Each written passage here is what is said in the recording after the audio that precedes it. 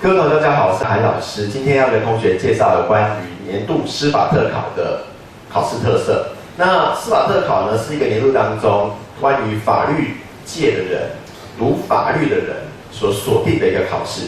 那这里面呢，其实很多同学不太清楚的是，其实有一些类科啊，是非法律界、非法律系的人值得报考的，因为你读法律系、读法科的人，他们会去报考的司法特考。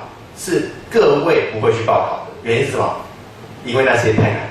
举个例子，像司法特考当中比较高等级，3等的检察事务官，3等的司法官，3等的书记官，考试科目难度比较高，考试的内容比较专业性，所以就一般非法律科系背景、非法律界的人来报考是比较吃力的。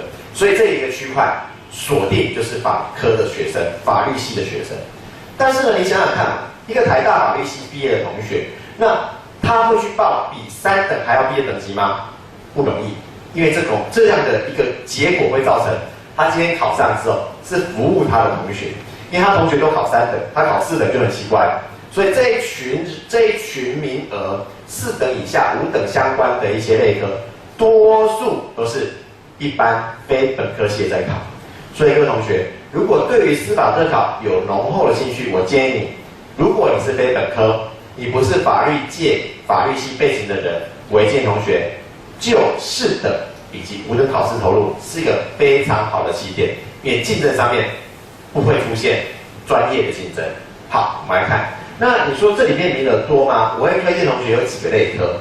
第一个就是在我们台面上所看到的书记官这个类科。书记官这个类科以目前的缺额来讲，每年平均都有200个以上左右的职缺。换言之，它的缺是很多的哦，因为书记官他就是秘书的工作。你在法院当中担任法官、检察官在出庭以平常上班的秘书工作，打字、整理资料、安排行程等等这一些。好，那法警这工作也是一个很值得去报考的。你想想看，台大法律系的应该不会去考法警，所以考法警的一般都是非本科系为主。好，它大概职缺都有100个上下，好，100个上下。好，那体务路师这2个职缺，过去几年很热门，这几年比较少了。为什么？因为名额变少了，平均都是在20个左右，20个上下。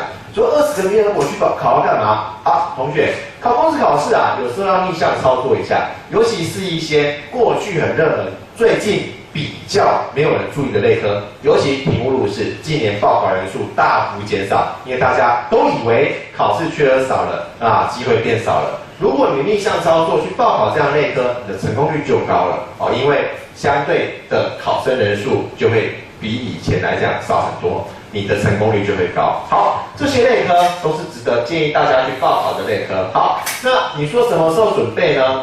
现在来准备这些类科才有成功的机会，因为等级越高，考科越多，难度越高，你准备起来就不容易。所以以目前五月份报名，8月份考试的这样的准备时程，我会建议同学哈，如果说你今天要准备4等以上考试，你势必要花 double 以上的时间。也就是说哈，通常考试科目不会很难，以法律科目为背景，通常是记忆与应用问题，所以呢，你需要花比人家多1倍的时间去准备人家原本半年或1年才能准备完的内容。所以我建议同学，如果你要准备4等、3等以上的，势必要花double的时间。所以如果说你现在在工作，你工作之余才来念书，你准备4等跟3等，我相信这就比较不容易。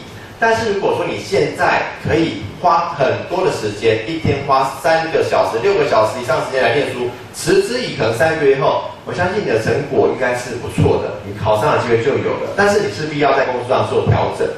好，所以如果说你现在时间是不足的，我会建议同学锁定在5等。选择题题型报名，因为5等选择题题型的考试，通常3个月准备是绰绰有余的。所以呢，就考试时间点来讲，就名额缺额来讲，我会建议你以这几个方向作为你今年司法特考的选择方向。那以这样的投入角度，花上你的时间和你的精神，再加上有额外的辅导，加速你读书的效率，我相信今年成功率就很高。